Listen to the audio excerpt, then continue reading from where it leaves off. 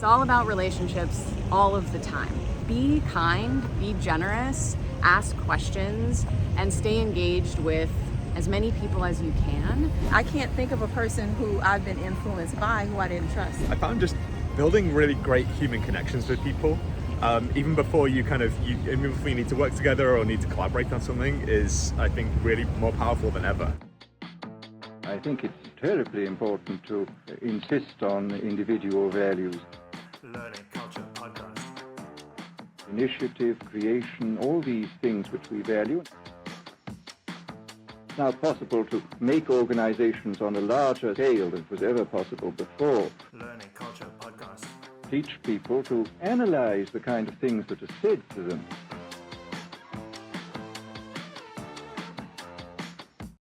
What's up, everybody? Welcome back to the Learning Culture Podcast. I am your host, Andrew Barry, and this is a show about building cultures of learning inside companies. Today, we have a very special episode. It is live recorded from the ATD International Conference and Expo in Washington, D.C., and I recorded this in a park just outside the venue.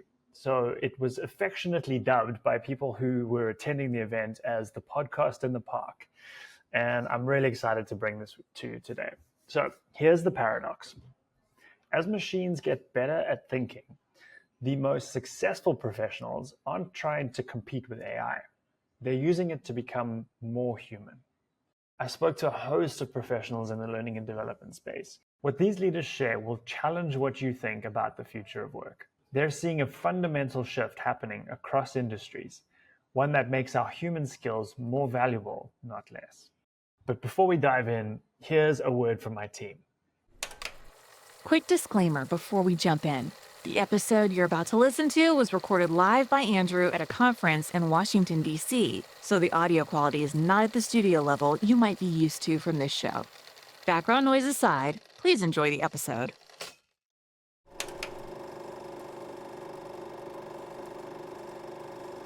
I want to start by sharing a story. Jen Collins, the recently former Senior Director of Learning and Community at Degreed, recently adopted a puppy. And like many new pet parents, she turned to technology for help. Right, so we adopted a new puppy. His name is Peso. He's a Beagle Shih Tzu. He's 15 weeks old.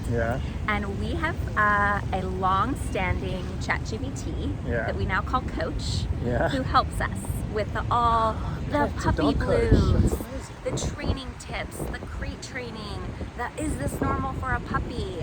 And in fact, my husband, it's both on both of our phones, and so when something happens and we're like, is this the right way? He's biting extra like this. How do we stop it? Is this normal behavior? That's what we've been doing. And so it has been so helpful. We consult it multiple times a day. Oh, that's so and cool. It's been an amazing resource, and it now knows so much about us, what we're wanting to, how we're wanting to have him integrate into our world. Here's what fascinated me. Even with 24/7 support, they still hired a human trainer.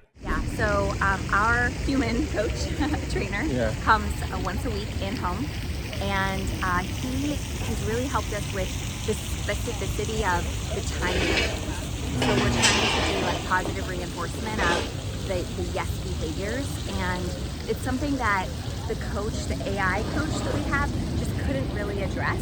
And with the human, he has guided us of you got to tweak this a little bit more. So it kind of addresses the final 20% of our training that the AI just can't do. AI gets you 80% of the way there, but humans provide the crucial final 20%. This isn't just true for puppy training. It's shaping how work gets done across industries. Let's hear from James Cross, co-founder at Tenor, about how AI has become a thought partner for him. I think AI started out being a Google replacement for me, where I'd just go and ask quick questions, but quickly it became more of a thought partner through day-to-day life as a founder, as a human, especially when OpenAI kind of launched their advanced voice mode. That was a game changer for me, just being able to kind of talk to it and have it have the context of my whole life. It's really good. Did you think of one specific challenge or a thing you were working on that has helped you with? Maybe you can break that down a bit. I think being a founder, you have to context shift so much and jump between kind of different parts of the business, and just having that thought partner that just knows the whole context of everything going on and I can jump into and talk about things.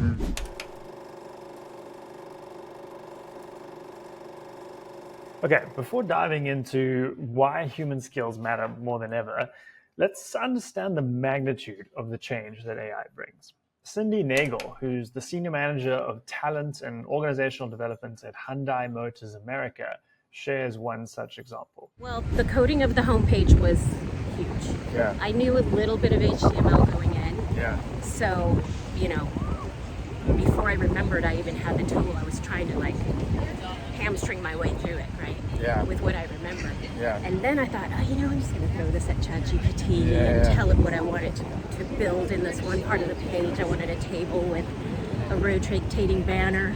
Yeah. And I prompted the language learning model, and it came out with code that worked beautifully. You could just literally plug it in. Yeah. Add the images I wanted to rotate, and it was so easy. It took minutes. Yeah. And that was the light bulb moment for me. Yeah. Because it just saved me what would have been days of research and troubleshooting. Days of work reduced to minutes. Damon Lemby, the CEO of Learnit, shares an equally impressive example of how he tackled a complex challenge that would normally require dozens of expensive consultants.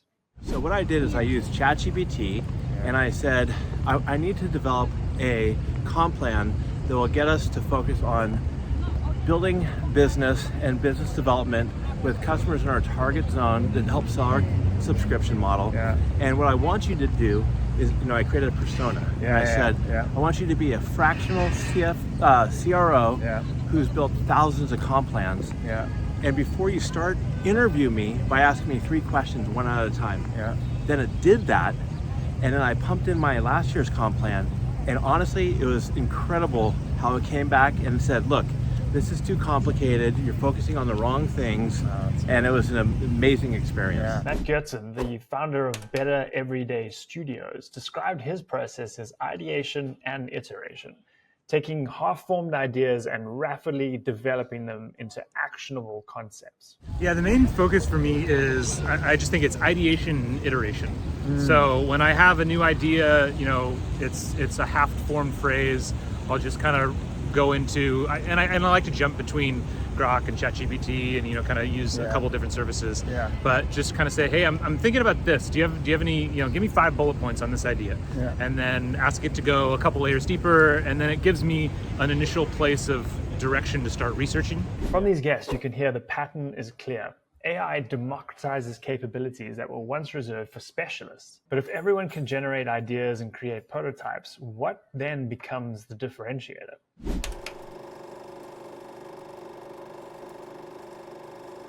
To explore the answer to that question, let us look at how AI flattens the playing field of capabilities.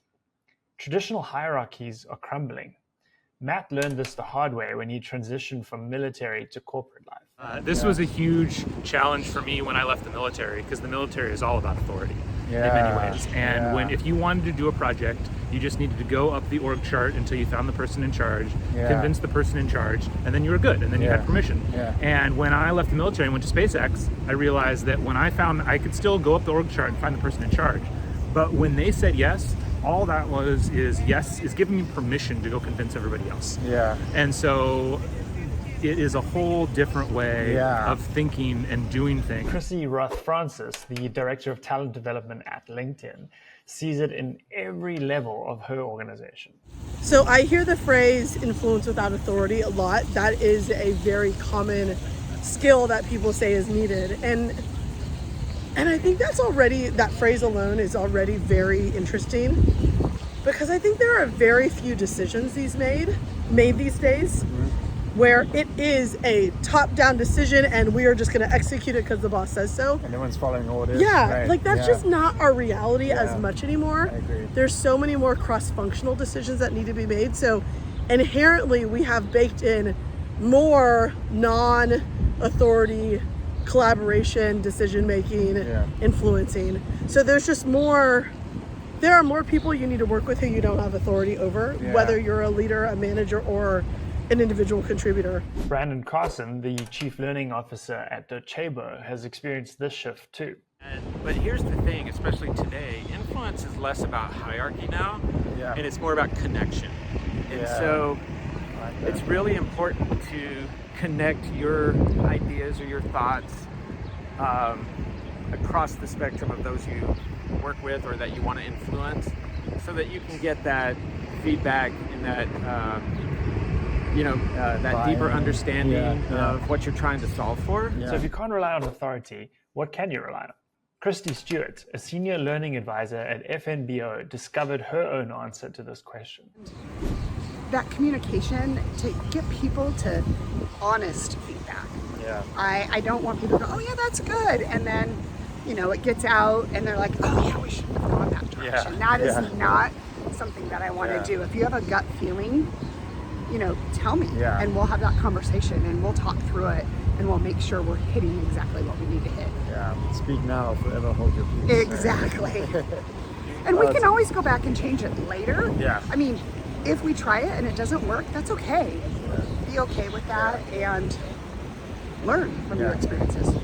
That kind of vulnerability creates space for authentic connection, and that connection takes work. As Rebecca Millsop, a lead L&D consultant at Seagrass, puts it, it's all about relationships, and it's all about relationships all of the time. So it can take a lot of time to cultivate relationships.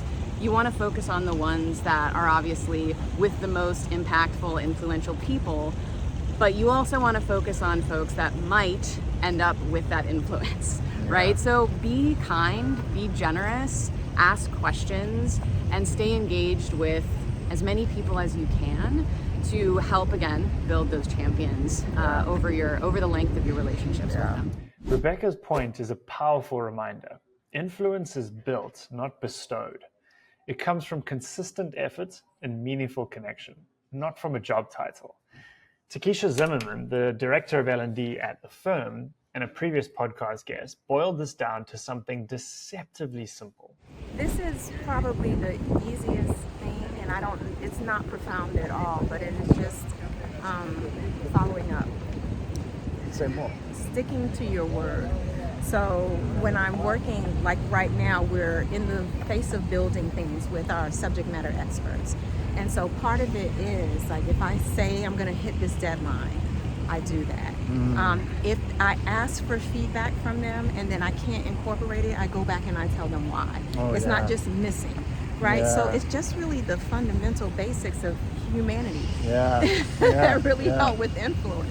Like, I can't think of a person who I've been influenced by who I didn't trust, or who didn't keep their word, or who I didn't feel like my word mattered.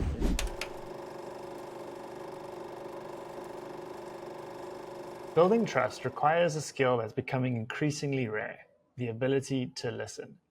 Matt Ames, who's the head of L&D at Northern Bank, explains this beautifully. And I just went from a larger organization for the first time to much smaller. And no matter what size your organization is, the best way to influence people is to listen to them and listen intently, not to respond. Right? To get your point across, but to deeply understand them. And I think, again, one thing we were talking about before we started filming is, you will have stakeholders that want to jump right into their work. And obviously, if they came to you to talk about that, please make sure you do address that. But maybe even just saying, hey, I want to take it from an introductory approach. Here's who I am, right? And you get off to a much better start, I think, with people. So Damon Lemby expanded on this, explaining how listening builds the foundation for co-creation rather than persuasion.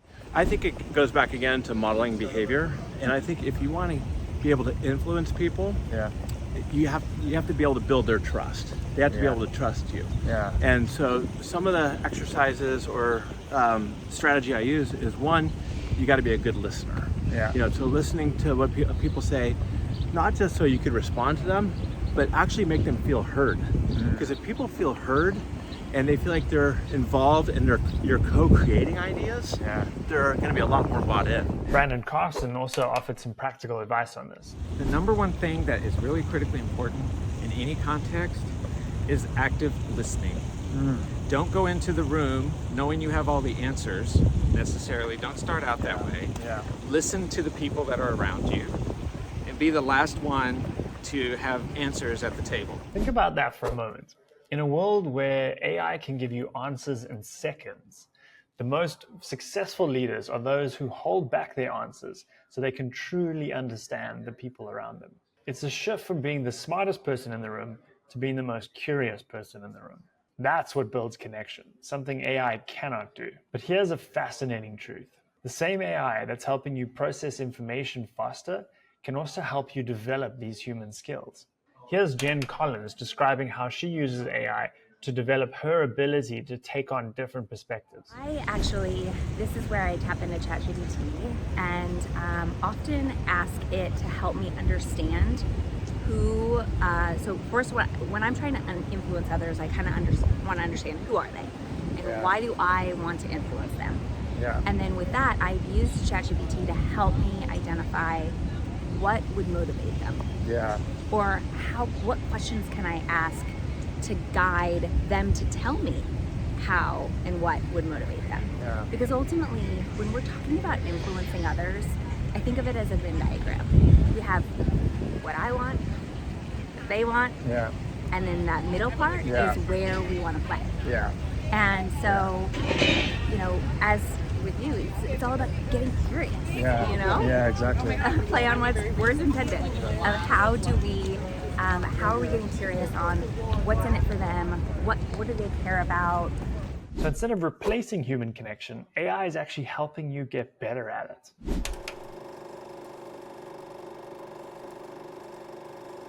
But what are the specific human skills that are becoming more and more valuable in an AI world? Our conversations revealed a clear pattern. The most important skill is the ability to strengthen relationships, to be able to influence others without authority. James Cross shares his insights on this. Yeah, for me, I think across all the career experiences I've had and the company we're growing now and the time I spent at Workday, I found just building really great human connections with people, even before even before you need to work together or need to collaborate on something, is, I think, really more powerful than ever. Just kind of making sure that you've met people face to face, that there's some trust there, you know each other. And I think then at the point where you want to work together or collaborate, or you have an idea that you want to get their buy-in for, I think having that baseline of connection is probably the most important thing. Callan Swaim, who's the Senior Manager of Global Culture and Leadership at Expedia Group, shares why these skills are becoming so critical in breaking down influence into its component parts. I think the way that we break it down is thinking about strategic thinking, right? Because you have to be strategic in order to be able to influence something and make it seem attractive to them.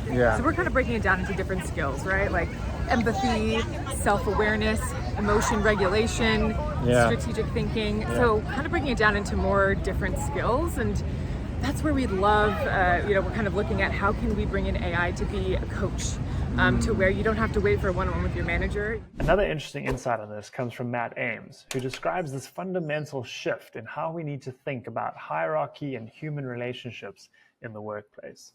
So going back to your question of how do you influence others, I almost throw hierarchy out the window and just think we're two people talking in a room. I care about you and the reason that you came to me, and I'm going to help you. Yeah, I think that's great. And understanding that person's perspective then helps you find a way to get to an outcome that both of you want. Exactly. Right? Just like learning experiences, we should be designing them to our audience. Well, whoever you're talking to, an executive, a manager, a frontline employee, when you understand more about them, it's going to resonate more. I couldn't agree more with Matt. We're living through a renaissance, not of art and literature, but of human skills. As AI handles more of our cognitive load, these human capabilities become our differentiator and unique asset. The professionals who thrive in this world won't be those who compete with AI, but those that use AI to become more human, more connected, more empathetic, more influential. They'll use AI to practice difficult conversations, understand different perspectives, and develop ideas faster than ever before. But when it comes time to build trust, inspire action, and create lasting change, they'll rely on something that no machine can replicate: authentic human connection. The future belongs to those that can build trust, listen deeply, and inspire others to take action. AI can help us practice these skills, but it can't replicate the human connection required to make these skills work. Here's a closing thought for you. In a world where anyone can generate ideas and create prototypes, what is it that makes you irreplaceably human? Thank you for joining me in this exploration of the human skill renaissance. I hope you enjoyed this episode. I'm Andrew Barry. This is the Learning Culture Podcast. I'll see you next time. Hello. I hope you enjoyed that episode. It's Andrew again with a quick message. If you'd like to support the show, the best way to do that is to leave us ratings and reviews where you listened. If you're on YouTube, hit the like and subscribe buttons and feel free to leave a comment. We love hearing from our listeners and viewers. If you're listening to this on Apple Podcasts, please take the time to give us a rating and leave a review. Once again, we love hearing from our loyal listeners. If you're listening to this on Spotify, please hit the follow button to make sure that you don't miss new episodes as they come out. See you next week for another episode of the Learning Culture Podcast. Thank you for listening.